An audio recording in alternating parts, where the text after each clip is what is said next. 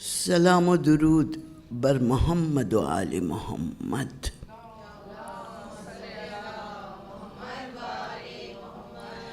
اعوذ باللہ من الشیطان اللعین الرجیم. بسم اللہ الرحمن الرحیم. الحمد للہ الذی ہدانا لہذا وما کنا لنہتدی لولا ان ہدانا اللہ لقد جاءت رسل ربنا بالحق. الصلاۃ والسلام علی سیدنا و نبینا و شفیعنا و ہادینا سید المرسلین خاتم النبیین شفیع المذنبین رحمت للعالمین الرسول المسدد محمود الاحمد مصطفی الامجد بالقاسم محمد.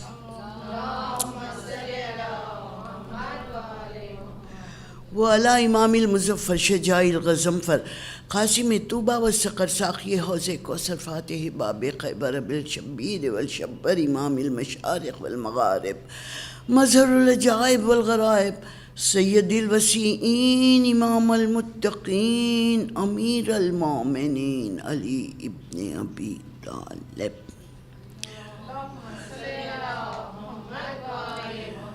ولا شہید الادشان مولانا مولا الکونین ابی عبداللہ الحسین ولا اہل بیت طیبین الطاہرین المعصومین المظلومین والذین اذهب اللہ عنہم الرجس وطہرہم تطہیرا.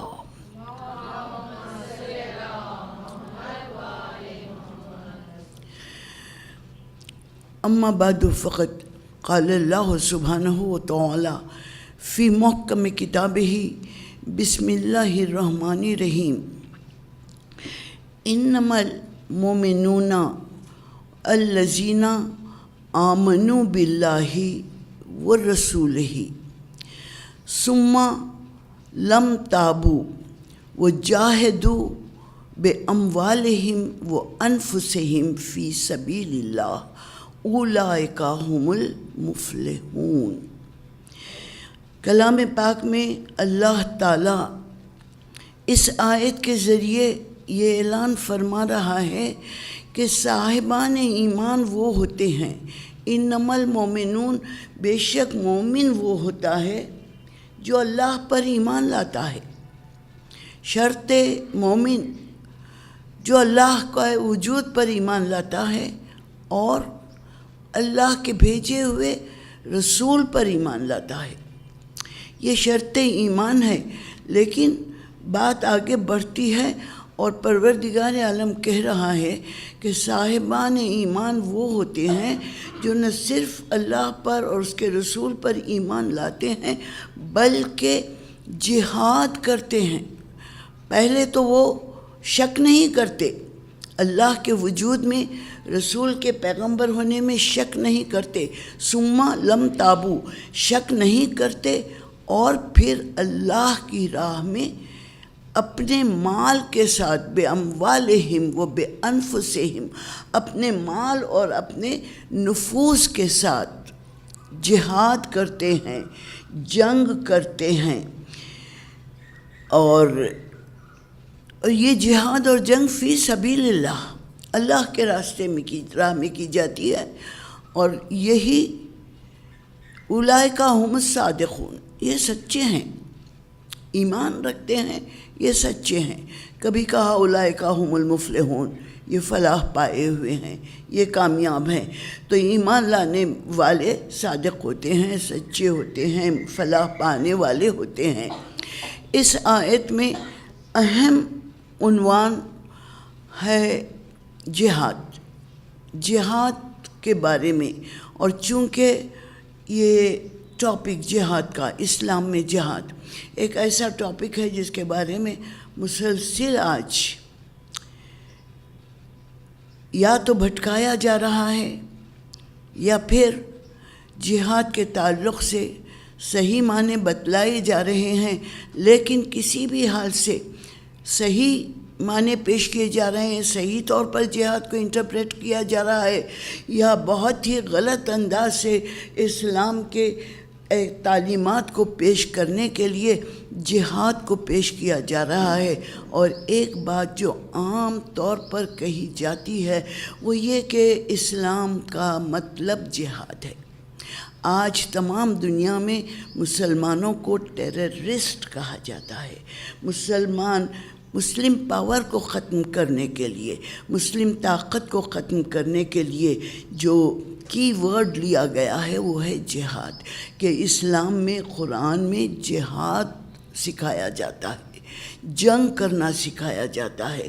اور جب مذہب ہی یہ کہتا ہے کہ جنگ کرو، غیر مسلم کو مار ڈالو، قتل کر ڈالو، تو پھر اسلام کو ایک ایسی وجہ سے پیش کیا جا رہا ہے، ایسا انٹرپریٹ کیا جا رہا ہے کہ اسلام ایک ظالموں کا دین ہے، مذہب ہے، ظلم سکھایا جاتا ہے، جنگ سکھائی جاتی ہے۔ اس کے لیے کہا جاتا ہے کہ قرآن میں کم از کم 35 جگہ آیتیں ایسی ہیں، 35 آیتیں جس میں جہاد کا حکم دیا گیا ہے۔ لیکن بات آگے بڑھنے سے پہلے یہ کہہ دوں کہ یہ سچ بھی ہے کہ واقعی 35 آیتوں میں جہاد کا حکم دیا گیا ہے، لیکن ان میں سے 33 آیتیں ایسی ہیں جس میں جہاد فی سبیل اللہ کہا گیا۔ اللہ کی راہ میں جہاد کرو، اللہ کی راہ میں۔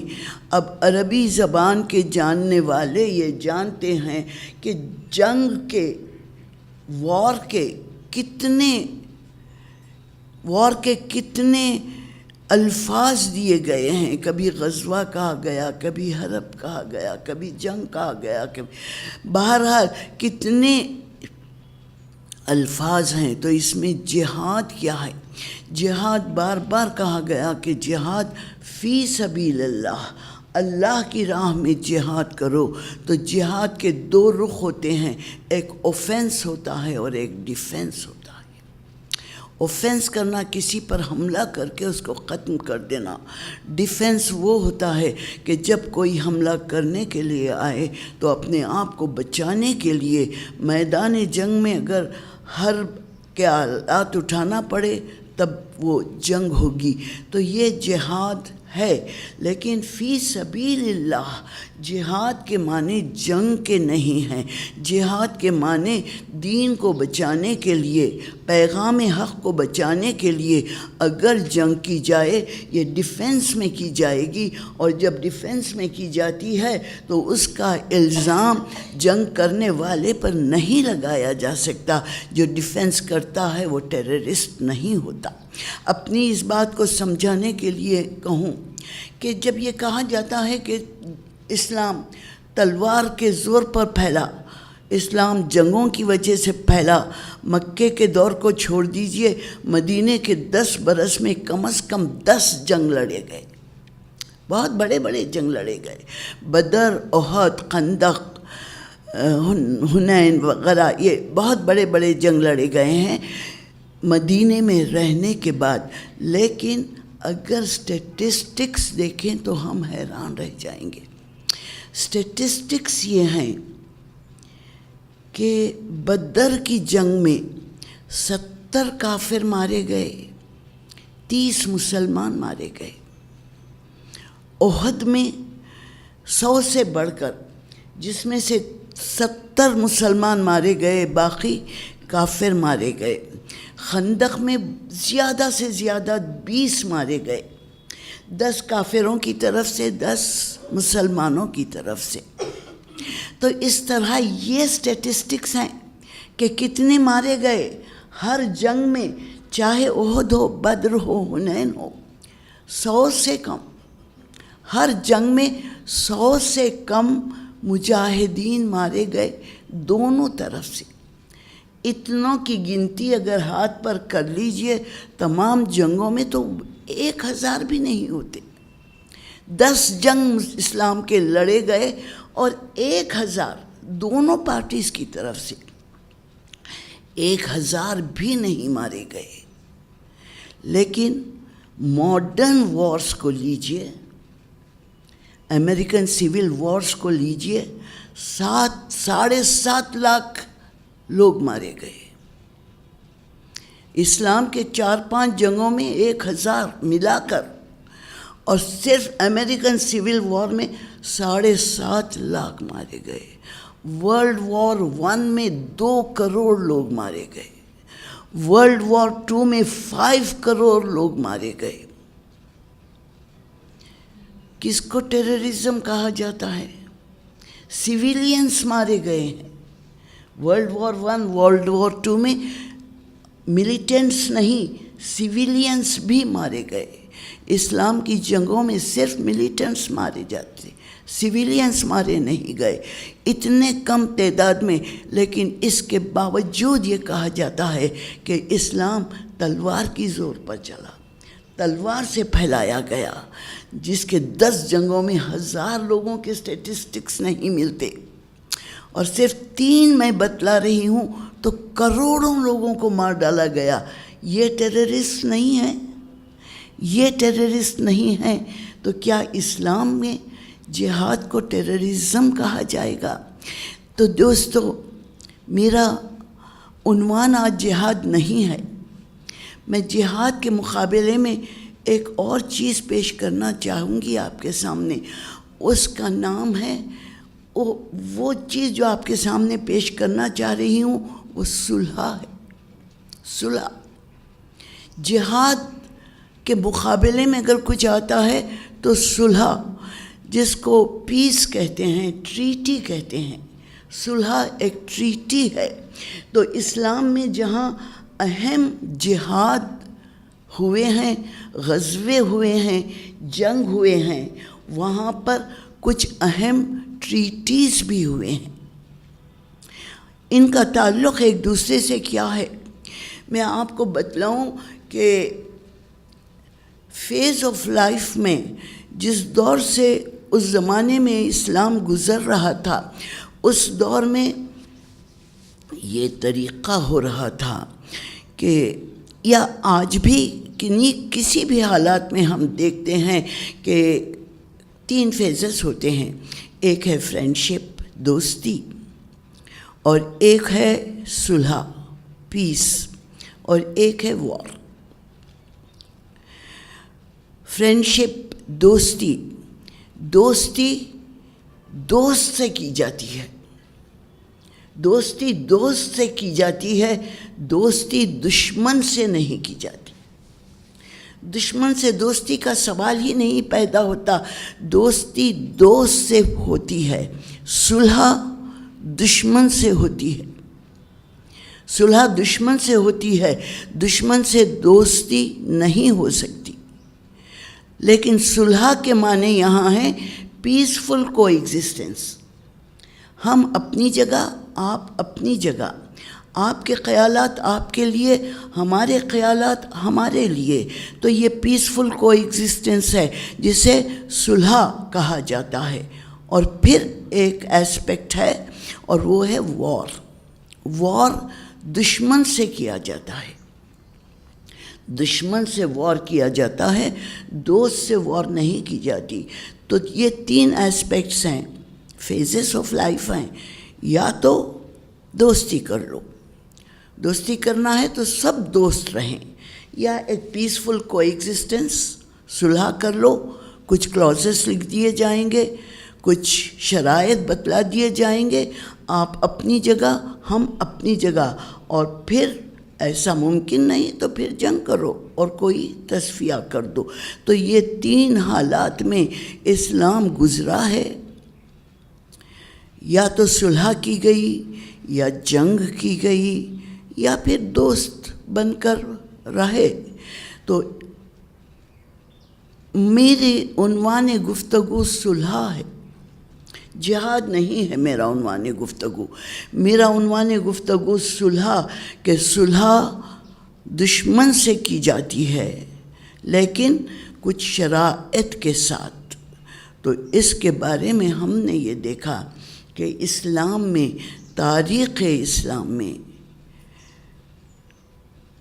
4 सुलह हैं, अहम सुलह 4 हैं।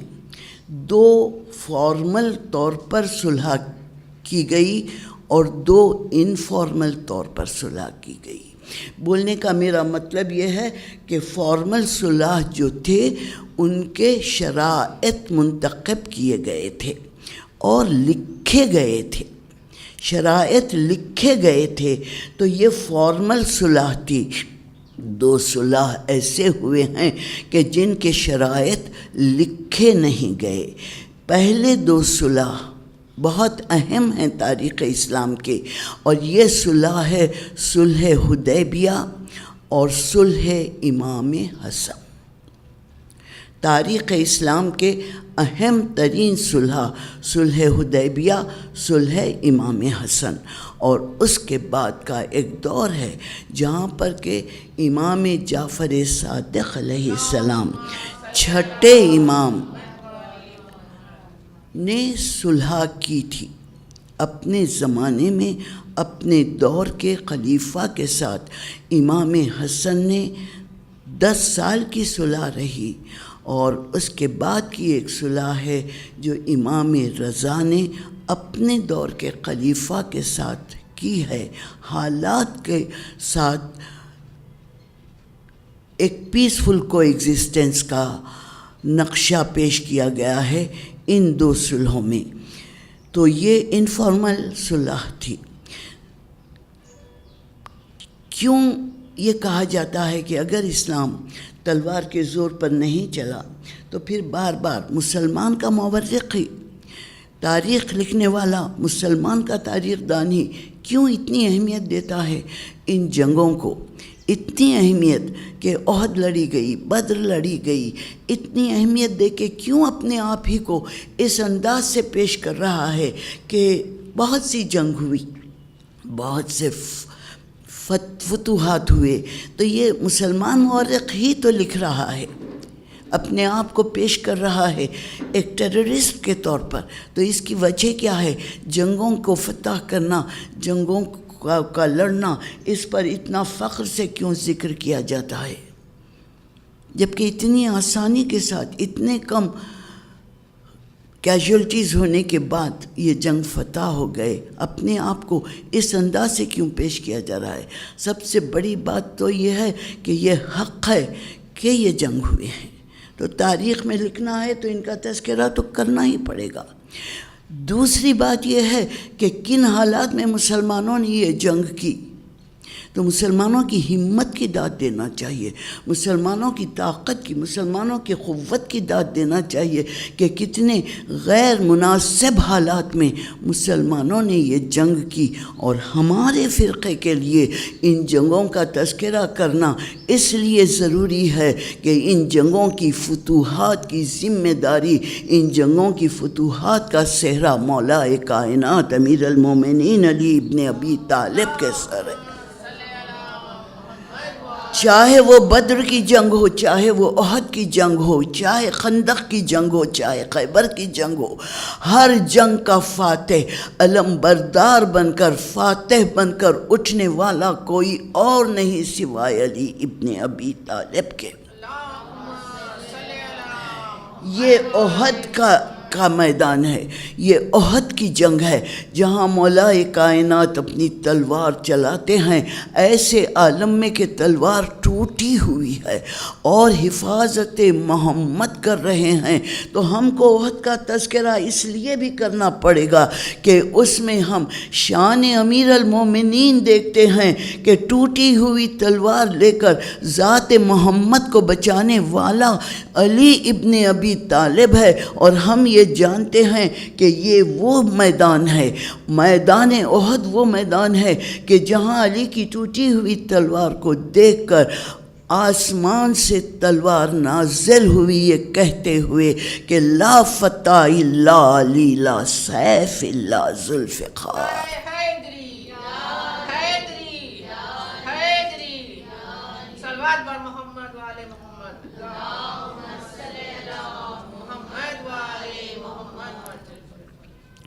سلامت رہو، خوش و آباد رہو۔ یہ نعرے صحن خانہ کعبہ میں لگانا، حرم محترم حسین میں لگانا، نجف اشرف میں لگانا، دوستو تذکرہ جنگوں کا ضروری ہے، تاریخ کے پردے میں چھپا نہیں سکتے۔ مورخ نے لکھ دیا اور حالات نے بتلایا کہ ان جنگوں کا تذکرہ ہم کو پہنچاتا ہے اس مرکز تک جس کا نام علی ہے۔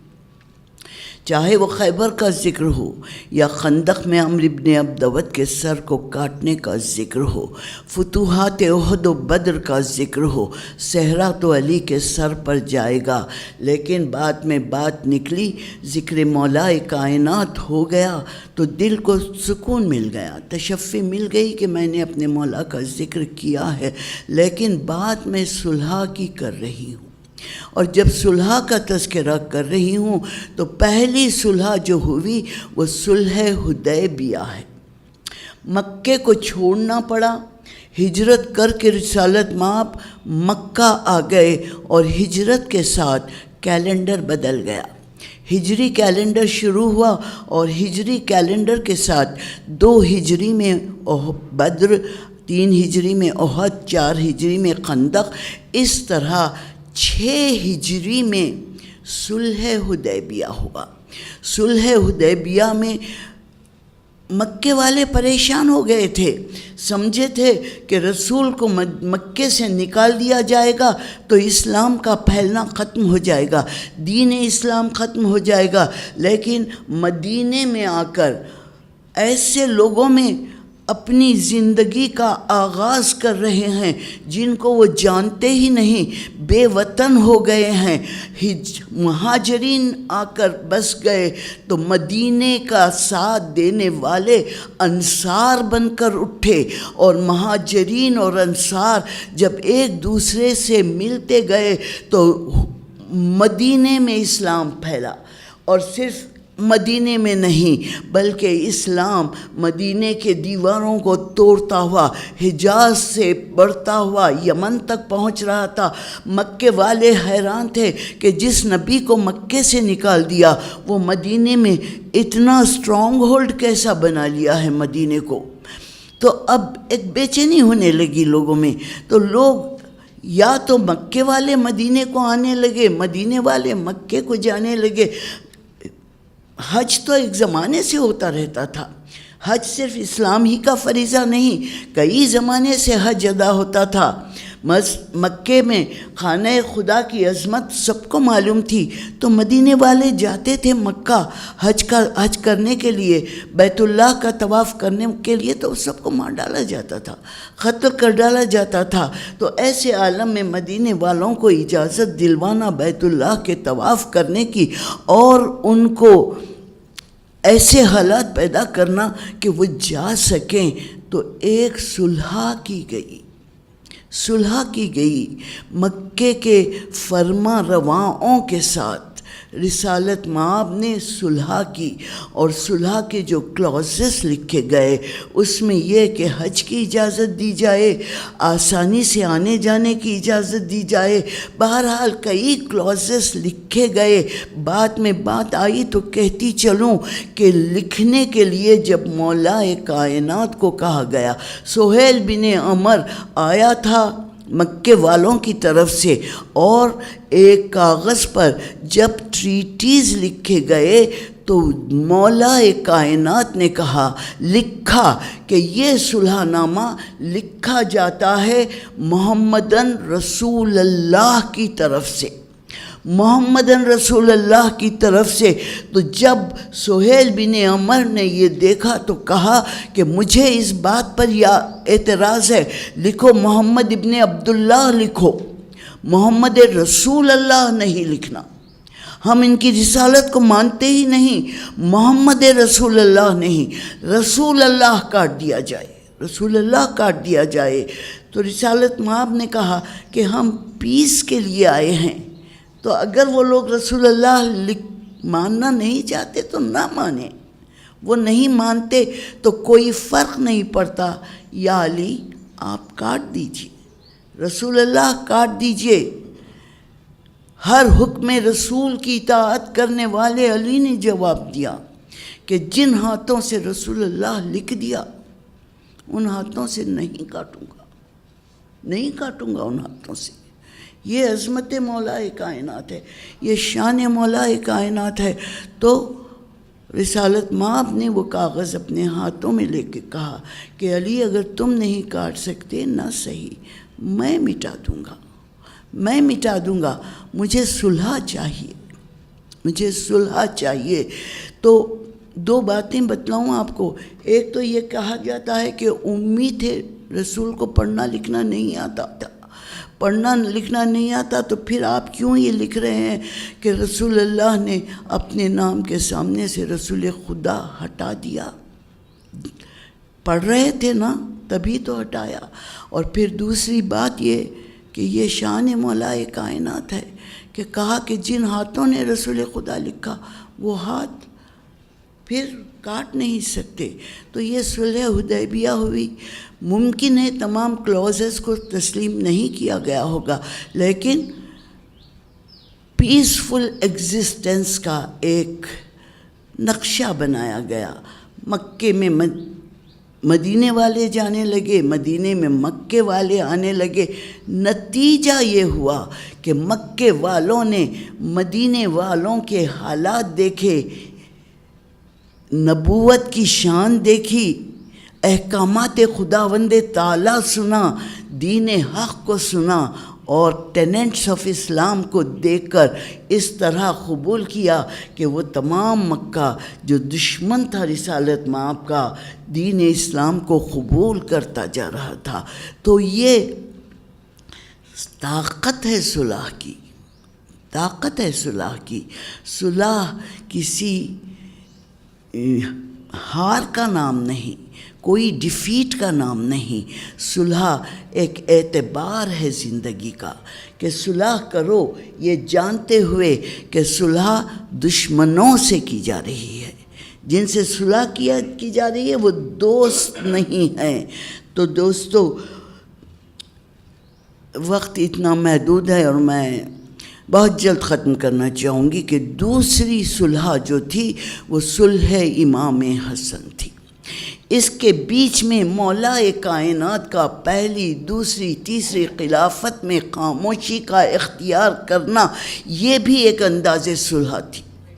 علی کا ایک انداز صلح یہ بھی تھا کہ خلافت لے لو بشکل سلطنت، بشکل حکومت، لیکن اسپریچول لیڈر میں ہوں، ورنہ دوسروں کو یہ کہنا نہیں پڑتا کہ اگر علی نہ ہوتے تو ہمارے مقدمات حل نہیں ہوتے، ہمارے مشکلات حل نہیں ہوتے۔ یہ ایک پیسفل کو ایگزسٹنس تھا۔ تو یہ بھی ایک صلح تھی مولا کائنات کی۔ یہ جہاد نہیں، علی نے تلوار نہیں اٹھائی۔ ایک حد تک 3 خلافتوں کے دور میں علی نے تلوار نہیں اٹھائی، اور 3 خلافتوں کو راشدین کے خلافت کہا گیا، اور اس کے بعد مولا کائنات کو کتنا کم وقت ملا، صرف 4 سال کا وقت خلافت میں، اور کتنے منصوبے تھے مولا کائنات کے جو اگر عمل میں لائے جاتے تو آج تاریخ اسلام کا رنگ ہی کچھ اور ہوتا۔ لیکن بڑی کوشش کی گئی کہ علی کو جنگوں میں الجھا دیا جائے، ان منصوبوں کو قائم کرنے کا وقت ہی نہیں ملا مولا کائنات کو، اور اس طرح 41 ایئرز گزر گئے کہ اسے صلح کہہ لیجئے یا کچھ بھی کہہ لیجئے، لیکن جب بعد مولا کائنات امام حسن وارث مسند محمد بنے تو اس وقت تک صفین کی جنگ ہو چکی تھی، اور 2 حکومتیں رائج ہو چکی تھیں، ایک دمشق میں بنی امیہ کی حکومت اور ایک مدینے میں بنی ہاشم کی حکومت۔ اور ان 2 حکومتوں میں ظاہر ہے کہ معاویہ خلیفہ وقت ہے، اور اس خلیفہ کی طاقت بہت زیادہ تھی، اور جب اس طاقت کی بنا پر شام میں، حلب میں شیعان علی پر دشمنی کی وجہ سے قتل کیا جا رہا تھا، سنت محمد کو تبدیل کر دیا گیا تھا، بیت المال پر اسراف کیا جا رہا تھا۔ ایسے حالات میں امام حسن فروکش ہوئے مسند محمد پر، لیکن امام حسن کو ایسا دور ملا تھا کہ جس مشکل کا اندازہ ہم کر ہی نہیں سکتے۔ آج مورخ بنی امیہ کے مورخ نے جو کتابیں لکھ دی، ان کتابوں کو پڑھ کر ہم امام حسن کو ایویلیویٹ کرنے کی کوشش کرتے ہیں۔ اماموں میں سب سے مظلوم امام حسن تھا۔ آج ہم جانتے ہیں کہ میڈیا کتنا پاورفل ہوتا ہے۔ میڈیا جو چاہے لکھ دے سکتا ہے، جس طرح چاہے تاریخ کو بدل دے سکتا ہے۔ بنی امیہ کے ہاتھ میں قلم ہے، 15,000 ممبروں سے اہل بیت کے شان میں گستاخیاں کی جا رہی ہیں، اہل بیت کو سب و شتم کیا جا رہا ہے، برا بھلا کہا جا رہا ہے۔ واجب تھا نماز جمعہ کے خطبے کے بعد ہر ایک پر واجب تھا، خطبہ دینے والے خطیب پر، کہ علی کی شان میں گستاخیاں کی جائیں۔ یہ سب و شتم تھا، یہ حالات تھے جو امام حسن کو ان حالات سے گزرنا پڑ رہا تھا۔ تو ان حالات میں جب ایک طریقہ بین طریقہ اختیار کیا گیا کہ ہم صلح کر لیں گے، اس کا مطلب یہ نہیں کہ امام حسن نے دوستی کا ہاتھ بڑھایا۔ صلح دوستوں سے نہیں ہوتی، دوستوں سے دوستی ہوتی ہے، دشمنوں سے صلح ہوتی ہے۔ تو جب یہ صلح کی گئی تو امام حسن دشمنوں سے صلح کر رہے تھے، اور وہ بھی ایک پیسفل کو ایگزسٹنس کے لیے۔ یہ پہلا دور تھا خلافت کا، جس میں خلافت اور حکومت کو ایک کیا گیا، اسپریچویلٹی کو الگ کیا گیا۔ امام حسن اسپریچول لیڈر بن گئے اور معاویہ پولیٹیکل لیڈر تھے۔ تو خلیفہ پولیٹیکل لیڈر ہو گئے اور اسپریچول لیڈر امام حسن۔ اور جو صلح کے شرائط لکھے گئے، ان میں کچھ شرائط آپ کے سامنے پیش کروں۔ پہلی شرط یہ تھی کہ خلیفہ وقت پر لازم ہوگا کہ سنت رسول اور قرآن پر عمل کرے۔ یہ کلاس بتلا رہا ہے کہ سنت رسول بھلا دی گئی تھی، احکامات قرآن بھلا دیے گئے تھے۔ تو امام حسن نے شرط رکھی، پہلی شرط کہ سنت رسول اور قرآن کے احکامات پر عمل کیا جائے۔ دوسری شرط یہ تھی کہ وہ مظالم جو شیعان علی پر کیے جا رہے ہیں، وہ مظالم بند کر دیے جائیں۔ تیسری شرط یہ تھی کہ وہ سب و شتم بند کر دیا جائے جو میرے بابا علی پر کیے جا رہے ہیں، سب و شتم بند کر دیے جائیں۔ چوتھی شرط یہ تھی کہ بیت المال میں امام حسن کا بھی حصہ رہے گا جو غریبان مدینہ میں تقسیم کیے جائیں گے۔ اور پانچویں شرط یہ تھی کہ بعد خلیفہ وقت خلافت امام حسن کو لوٹا دی جائے گی، یا ان کے بعد امام حسین کو لوٹا دی جائے گی۔ اب ان تمام شرائط پر تفصیل سے گفتگو کرنا نہیں، لیکن آپ مجھ سے بہتر جانتے ہیں کہ ان شرائط میں سے کسی شرط پر پورا نہیں اترا گیا۔ خاموشی اختیار کی گئی، تھوڑی دن تک سکون رہا۔ 10 برس تک امام حسن رہے مدینے میں۔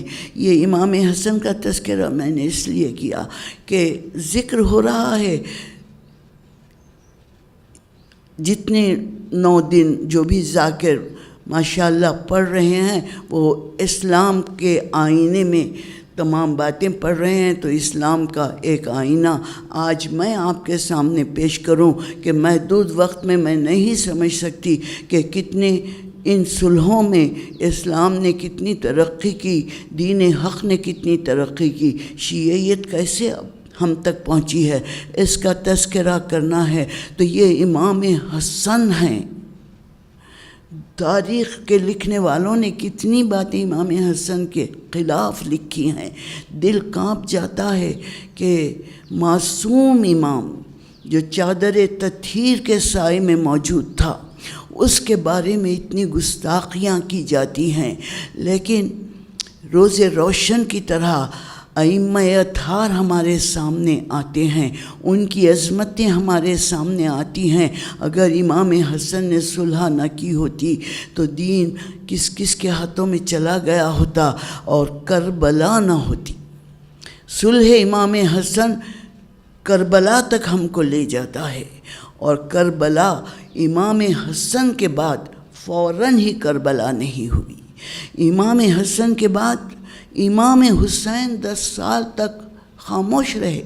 وہی پالیسی جو بابا نے اختیار کی تھی، وہی پالیسی جو امام حسن نے اختیار کی تھی، وہی پالیسی امام حسین کی تھی، اور امام حسین مدینے میں خاموش بیٹھے ہوئے تھے اور آخری سانس تک خاموش رہتے۔ اگر یزید نے سوال بیعت نہ کیا ہوتا، صلح کرنا اور ہے، سوال بیعت کرنا اور ہے، سوال بیعت کرنا اور ہے۔ یہ سوال بیعت تھا جو ٹریگر کر رہا ہے واقعہ کربلا کو۔ اگر بیعت کا سوال نہ اٹھتا تو کربلا نہیں ہوتی۔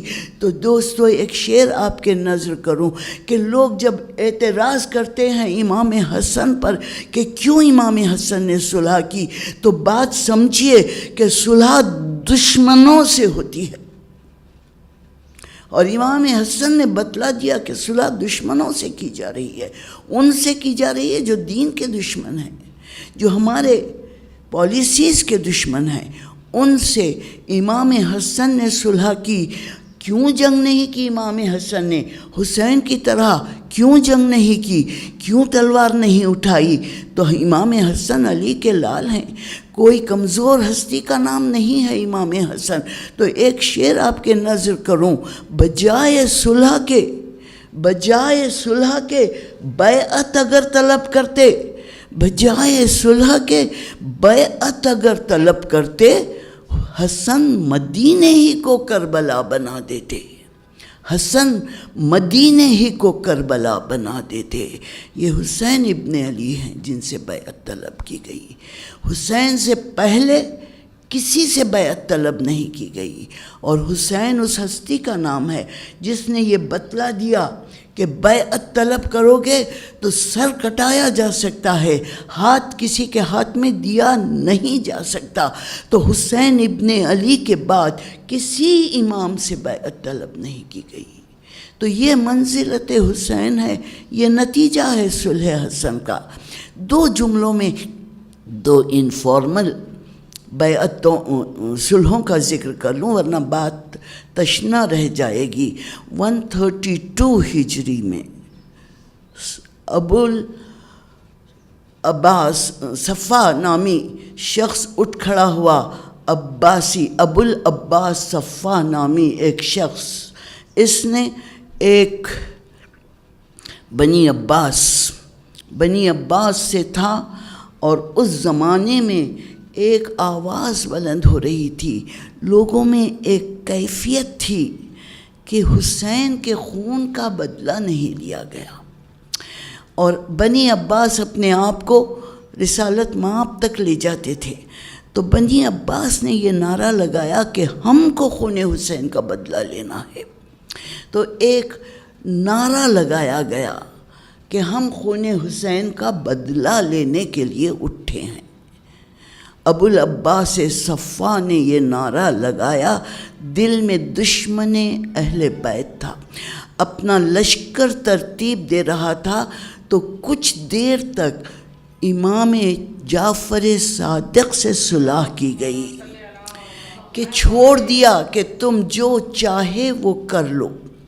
چوتھے امام نے دعاؤں کے ذریعے صراط مستقیم بتلائی۔ پانچویں امام نے علم کو جمع کر کر کے صراط مستقیم بتلائی۔ چھٹے امام نے علم کا مدرسہ جاری کیا۔ اربنائزیشن کے باوجود، شہریں آباد ہو جانے کے باوجود، آج بھی مدینہ منورہ میں مدرسہ جعفر صادق علیہ السلام موجود ہے، اور لوگ جا کر زیارت کرتے ہیں۔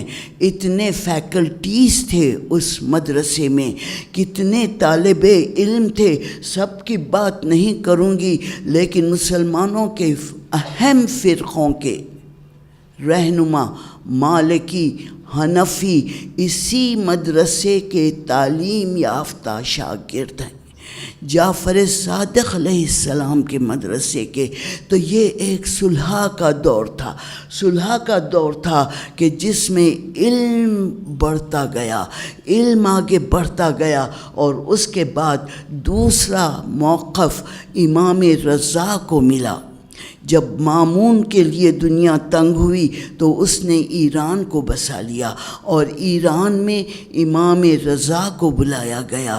یہ ایک قدم تھا صلح کی طرف، یہ امام رضا کی صلح تھی جو ایران تک امام رضا پہنچے، اور امام رضا نے شیعیت کو اتنا فروغ دیا کہ جہاں جہاں شیعوں پر ظلم کیا جا رہا تھا، امام نے کہا ہجرت کرو اور ایران کی طرف آ جاؤ۔ تو یہ ایک نقشہ تھا، یہ ایک نقشہ تھا صلح کا۔ عزیزان گرامی، جہاں ہم جہاد کے بارے میں، جنگوں کے بارے میں کہتے ہیں، احد کے، بدر کے، خندق کے بارے میں کہتے ہیں، وہاں ہمیں ان صلحوں کا تذکرہ کرنا چاہیے کہ ان صلحوں کی وجہ سے اسلام پھیلا ہے۔ اسلام نام ہے صلح کرنے والی قوم کی، اسلام صلح کا قائل ہے، پیسفل کو ایگزسٹنس کا، کہ جس میں قرآن کی آیت ہے لکم دینکم ولی دین، تم ان کا دین ان کے لیے، ہمارا دین ہمارے لیے۔ ہم کو یہ بھی سورہ بقرہ کی ایک آیت ہے، لا اکراہ فی الدین، لا اکراہ فی الدین قد تبین الرشد من الغی فمن یکفر بالطاغوت یؤمن باللہ فقد استمسک بالعروۃ الوثقی لا انفصام لہا، اللہ السمیع العلیم۔ پروردگار کہہ رہا ہے لا اکراہ فی الدین، دین میں کوئی جبر نہیں۔ دین ایک ایسا ایسپیکٹ ہے انسان کی زندگی کا کہ اس کو پورا پورا اختیار ہوتا ہے کہ جو عقیدہ چاہے قبول کرے۔ یہاں تک کہ اگر کوئی ایتھیسٹ بھی ہے، اللہ کے وجود کو بھی تسلیم نہیں کرتا، تو یہ اس کا اختیار ہے، اس کا اختیار ہے، رہنے دو، جی لینے دو۔ پروردگار کہتا ہے کہ لکم دینکم ولی دین، تمہارا دین تمہارے ساتھ، ان کا دین ان کے ساتھ، تمہاری ذمہ داری ختم ہو گئی اس وقت جب کہ تم نے رشد و ہدایت کا راستہ بتلا دیا۔ یہ ہدایت کا راستہ ہے، یہ گمراہی کا راستہ ہے، رشد ہے، گمراہی ہے۔ فقط آسانی کے لیے ہم نے ایک عروۃ الوثقی بنا دیا، ایک ایسا سلسلہ بنا دیا جو اللہ تک تم کو لے جاتا ہے، اور اس عروۃ الوثقی کو، اللہ کی اس زنجیر کو تھام لو۔ اب ہم نہیں کہہ سکتے کہ کس کس کے پاس اللہ کی کون کون سی زنجیریں ہیں، لیکن ہم یہ جانتے ہیں کہ ہمارے پاس پروردگار عالم نے وہ عروۃ الوثقی کی ہدایت فرمائی ہے جس کی ہر کڑی ایک دوسرے سے ملتے ہوئے جب 14 کڑیاں بناتی ہیں تو زمان رسالت یہ آواز دیتا ہے ہمارا اول بھی محمد، ہمارا آخر بھی محمد، ہمارا اوسط بھی محمد۔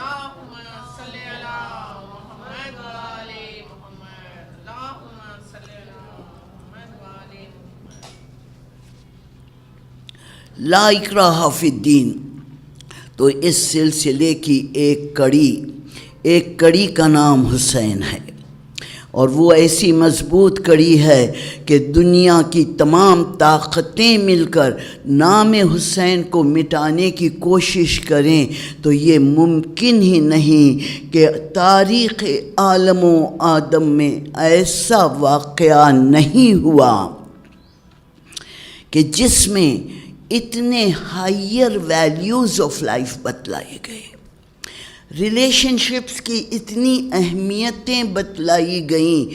یہ واقع کربلا ہے جو تزکیۃ النفس کا سامان فراہم کرتا ہے، یہ وہ مدرسہ ہے، یہ وہ پلیٹ فارم ہم کو ملا ہے کہ جب تک مجالس حسین ہوتے رہیں گے انسان کی عظمتوں کا تذکرہ ہوتا رہے گا، انسان کی بلندیوں کا ذکر ہوتا رہے گا۔ تو دوستو، ہائیر ویلیوز آف لائف کا جب میں ذکر کر رہی ہوں تو میدان کربلا کے ایک مختصر سے واقعے کا تذکرہ کر کے مجلس کو تمام کر دوں کہ حسین کربلا پہنچ رہے ہیں، کوفہ قریب ہے، کوفہ آ رہا ہے تو سامنے سے ایک لشکر کثیر نے آ کر حسین کا راستہ روکا۔ لشکر کا سردار حر ہیں، حر آگے بڑھتے ہیں، لگامیں حسین کے گھوڑے کی لگام پر ہاتھ ڈال کر کہتے ہیں کہ فرزند فاطمہ رک جائیے، میں آپ کو کوفہ جانے نہیں دوں گا، آپ کو اپنا راستہ پلٹنا ہوگا۔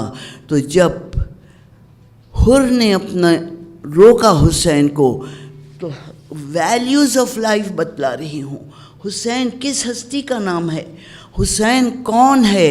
ایک بار حر کے سوال کا جواب دینے والے حسین نے کہا کہ حر تمہیں جو کچھ کہنا ہے وہ بعد میں کہہ لو، ہم بعد میں بیٹھ کر گفتگو کریں گے، سب سے پہلے تو میں یہ دیکھ رہا ہوں کہ تیرا لشکر پیاسا ہے۔ حر تیرا لشکر پیاسا ہے، پانی پلا دے، پہلے پانی پلا دے۔ حر کے لشکر میں پانی نہیں تو کیا حسین اپنے ساتھ سمندر لے کر چل رہے تھے؟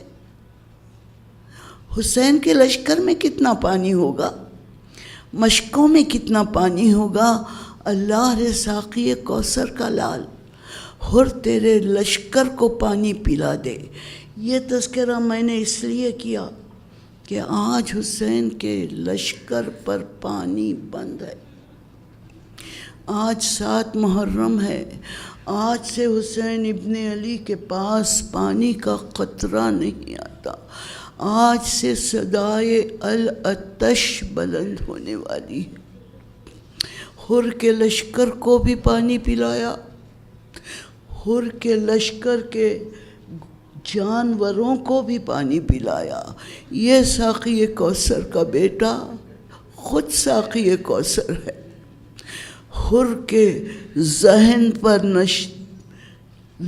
چھپ گیا یہ واقعہ، حسین حر بھلا نہیں سکے اس بات کو کہ کس طرح پانی پلایا گیا ہے، لیکن مال دنیا کی ہوس ابھی دماغ پر چھائی ہوئی تھی۔ حر لے کر چلے حسین ابن علی کو، کربلا میں لانے والی ہستی کا نام حر ہے، فرات سے خیمے اٹھانے کا حکم دینے والے کا نام حر ہے، لشکر حسین پر پانی بند کر دینے والے کا نام حر ہے۔ لیکن حق اور باطل کے درمیان تصفیہ کرنے کے لیے صرف ایک لمحے کی ضرورت ہوتی ہے، ایک لمحے میں انسان ادھر سے ادھر ہو جا سکتا ہے، وہ ایک شب عاشور۔ ایک شب عاشور حر پھرتے رہے اپنے خیمے میں، کبھی ادھر کبھی ادھر، اور جب نماز صبح پڑھ لی تو ایک بار خیمے کے باہر نکلے، بیٹا بھی چلا، غلام بھی چلا پیچھے پیچھے۔ عمر سعد کے خیمے میں آئے تو ایک بار عمر سعد گھبرا گیا، کہا حر کیا ہو گیا، ایک رات میں کیا ہو گیا، تمہارا چہرہ زرد زرد ہے، تمہاری بدن کی ہڈیاں لرز رہی ہیں۔ حر نے کہا کہ عمر سعد میں کیسا بھی ہوں چھوڑ دے، میں تجھ سے کچھ سوال کرنے کے لیے آیا ہوں، بس میرے سوال کا جواب دے دے۔ کہا کیا پوچھ رہے ہو اے حر، کیا پوچھنا چاہتے ہو؟ کہا اے عمر سعد، میرا بس ایک سوال ہے، کیا تیرے لشکر کے سپاہیوں نے پانی پی لیا؟ پانی پی لیا؟ عمر سعد نے جواب دیا اے حر، پانی تو حسین کے لشکر پر بند ہے، ہم پر نہیں۔ کہا میرا دوسرا سوال، کیا حسین کے لشکر کے جانوروں نے پانی پی لیا؟ کہا میرا جواب وہی ہے حر، پانی ہم پر بند نہیں ہے، سب پانی پی رہے ہیں۔ کہا آخری سوال کا جواب دے دے اے عمر سعد، کیا وہ آوازیں سن رہا ہے؟ فضاؤں میں دور سے چھوٹے چھوٹے بچوں کی آواز آ رہی تھی، العطش العطش العطش۔ عمر سعد کا جواب سنو گے عزادارو، کیا جواب دیا گیا؟ کہا کہ اے حر، وہ تو حسین کے بچوں کی آواز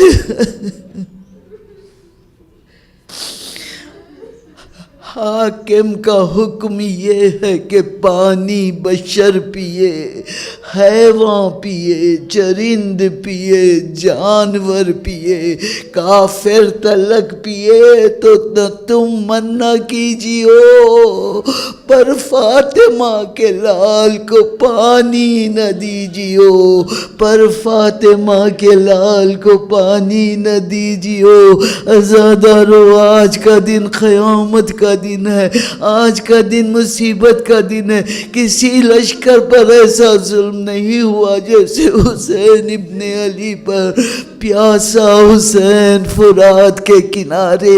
بس مجلس کو تمام کروں کہ جب حسین کے پاس حر آ گئے، کہا آقا میرے بیٹے کو جنگ کی اجازت دے دیجئے، میں بیٹے کا غم اٹھا کر اس دنیا سے جانا چاہتا ہوں۔ حر کے بیٹے کو جب اجازت مل گئی، شجی باپ کا بیٹا لڑتے ہوئے زمین پر گرا اور کہا بابا میری مدد کو آئیے۔ جوان بیٹے نے آواز دی تھی تو حر تلوار چلاتے ہوئے تلاش کرتے ہوئے جب بیٹے کے لاشے پر پہنچے تو دیکھا کہ حر سے پہلے حسین پہنچ چکے تھے۔ حر کے بیٹے کا سر حسین کے آغوش میں تھا۔ ایک بار حسین نے ہاتھ اٹھا کر کہا اے حر میرے حق کا واسطہ رک جا، ایک قدم آگے نہیں بڑھنا، حر میرے حق کا واسطہ رک جا۔ حر رک تو گئے لیکن پوچھا کہ مولا کیوں روک رہے ہو؟ میرا بیٹا آخری سانسوں میں مجھے آواز دے رہا ہے۔ کہا حر شریعت محمد میں منع ہے، شریعت محمد میں منع ہے کہ کوئی باپ اپنے بیٹے کو مرتے ہوئے دیکھے۔ تیرا بیٹا مر رہا ہے، آگے مت بڑھنا۔ حر رک گئے، بیٹے کو مرتے ہوئے نہیں دیکھا۔ میں کہوں عزادارو، کون ہے جو وقت عصر حسین کو روکے؟ آگے آگے قدم بڑھاتے جا رہے ہیں، کوئی روکنے والا نہیں۔ میں کہوں اکبر، اکبر خدا کے واسطے کروٹ بدل تو لو، اکبر خدا کے واسطے کروٹ بدل تو لو۔ شاہ امم نہ دیکھ لے زخم جگر کہیں، شاہ امم نہ دیکھ لے زخم جگر کہیں۔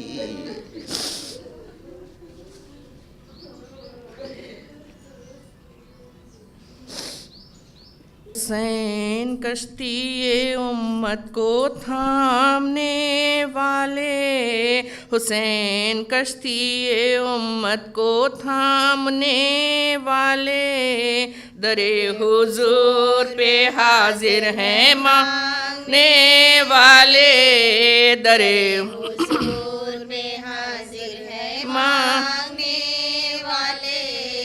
حسین بگڑے مقدر سنوارنے والے، حسین گرتے ہو کو سنبھالنے والے، حسین آئی بلاؤں کو ٹالنے والے، حسین کشتی امت کو تھامنے والے، در حضور پر حاضر مانگنے والے، وفور فکر سے اب دم لبوں پہ آیا ہے، حسین آپ نے لاکھوں کا گھر بنایا ہے، ہجوم غم سے اندھیرا نظر میں چھایا ہے، حسین کشتی امت کو تھامنے والے، در حضور پہ حاضر ہے مانگنے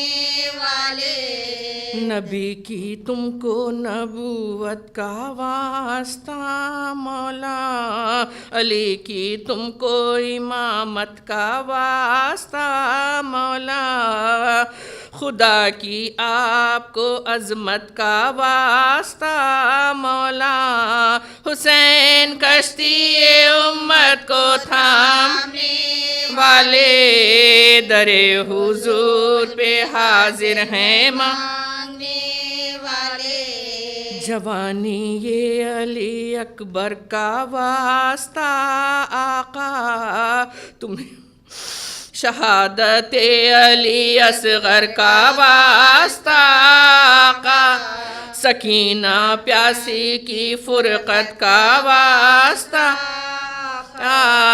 حسین کشتی امت کو تھامنے والے، در حضور پہ حاضر ہے مانگنے والے، تمہیں مشیت خالق ہو اور کس سے کہیں، کہاں تلک غم ہو اندو ہو اپنے دل پہ سہیں، بحق زینب و کلثوم بگڑے کام بنے، حسین کشتی امت کو تھامنے والے، در حضور پہ حاضر ہے مانگنے والے، تمہیں تو بگڑے مقدر بنانے والے ہو، تمہیں تو رنج و علم سے چھڑانے والے ہو، گلے مراد کو دامن سے بھرنے والے ہو، حسین کشتی امت کو تھامنے والے، در حضور پہ حاضر ہے مانگنے والے، بہت ہی قلب شکستہ ہے نا امیدی سے، ہزاروں ٹھوکریں کھائی ہیں بد نصیبی سے، بدل دیں آپ مقدر کو خوش نصیبی سے، حسین کشتی امت کو تھامنے والے، در حضور پہ حاضر ہیں مانگنے والے، در حضور پہ حاضر ہیں مانگنے والے، زینب کی یہ فریاد تھی عباس نہ لوٹے، زینب کی یہ فریاد تھی عباس نہ لوٹے، دن ڈھل گیا شام آ گئی عباس نہ لوٹے، زینب کی یہ فریاد تھی عباس نہ لوٹے، زینب کی یہ فریاد تھی عباس نہ لوٹے، مشکی سا رکھے دوش پہ سج دھج کے گئے تھے، مشکی سا رکھے دوش پہ سج دھج کے گئے تھے، دریا کی نظر کھا گئی عباس نہ لوٹے، زینب کی یہ فریاد تھی عباس نہ لوٹے، زینب کی یہ فریاد تھی عباس نہ لوٹے، طرف نظر کیے بیٹھے تھے بچے، دریا کی طرف نظر کیے بیٹھے تھے بچے، ایک آس تھی جاتی رہی عباس نہ لوٹے، زینب کی یہ فریاد تھی عباس نہ لوٹے، زینب کی یہ فریاد تھی عباس نہ لوٹے، معصوم پہ کم تو نہ تھی پانی کی مصیبت، معصوم پہ کم تو نہ تھی پانی کی مصیبت، ایک اور قیامت ہوئی عباس نہ لوٹے، زینب کی فریاد تھی عباس نہ لوٹے، زینب کی یہ فریاد تھی عباس نہ لوٹے، تم تو میری آواز پہ آ جاتے تھے بھیا، تم تو میری آواز پہ آ جاتے تھے بھیا، یہ کس کی نظر کھا گئی عباس نہ لوٹے، زینب کی یہ فریاد تھی عباس نہ لوٹے، زینب کی یہ فریاد تھی عباس نہ لوٹے، اب قیدی بنا کر ہمیں لے جاتے ہیں آداب، اب قیدی بنا کر ہمیں لے جاتے ہیں آداب، بازو میں رسن بندھ گئی عباس نہ لوٹے، زینب کی فریاد تھی عباس نہ لوٹے، زینب کی یہ فریاد تھی عباس نہ لوٹے، دو ہاتھ تڑپنے لگے دریا کے کنارے، دو ہاتھ تڑپنے لگے دریا کے کنارے، زینب نے کہا جس گھڑی عباس نہ لوٹے، زینب کی فریاد تھی عباس نہ لوٹے، زینب کی یہ فریاد تھی عباس نہ لوٹے، دن ڈھل گیا شام آ گئی عباس نہ لوٹے، زینب کی یہ فریاد تھی عباس نہ لوٹے، زینب کی یہ فریاد تھی عباس نہ لوٹے، حسین حسین حسین حسین یا علی یا علی عباس عباس عباس معصوم معصوم معصوم مظلوم مظلوم مظلوم حسین حسین حسین حسین حسین یا امام. السلام علیکم یا مولاي یا ابا عبداللہ، السلام علیکم یا ابن رسول اللہ، السلام علیکم یا ابن امیر المومنین سید الوسیین، السلام علیکم یا ابن فاطمۃ الزہرا سیدۃ النساء العالمین، وعلی الارواح التي حلت بفنائک علیک منی سلام اللہ ابدا ما بقیت وبقی اللیل والنہار ولا جعلہ اللہ آخر العہد منی لزیارتکم. سب ساتھ پڑھیں. السلام علی الحسین وعلی علی ابن الحسین وعلی اولاد الحسین وعلی اصحاب الحسین. السلام علی الحسین وعلی علی ابن الحسین وعلی اولاد الحسین وعلی اصحاب الحسین. السلام علی الحسین وعلی علی ابن الحسین وعلی اولاد الحسین وعلی اصحاب الحسین وعلی اخی الحسین سیدی و مولاي ابو الفضیل عباس ابن امیر المومنین. السلام علیکم جمیع شہداء کربلا، السلام علیکم ورحمۃ اللہ وبرکاتہ. السلام علیکم یا مولاي یا غریب الغرباء، السلام علیکم یا معین الضعفاء والفقراء، السلام علیکم یا شمس شموس وانیس النفوس یا ایہا المدفون بارض طوس، السلام علیکم یا سلطان ابو الحسن علی ابن موسی رضا روحی و جسمی لک الفدا. السلام علیکم ورحمۃ اللہ وبرکاتہ. السلام علیکم یا مولا یا صاحب العصر والزمان. السلام علیکم یا امام انس والجان. السلام علیکم یا شریک القرآن مظہر الایمان. الامان الامان الامان. جل اللہ تعالی فرجک وسہل اللہ تعالی مخرجک وظہورک. السلام علیکم ورحمۃ اللہ وبرکاتہ. اللہم صلی اللہم صلی علی محمد وآل محمد. اللہم صلی علی محمد وآل محمد.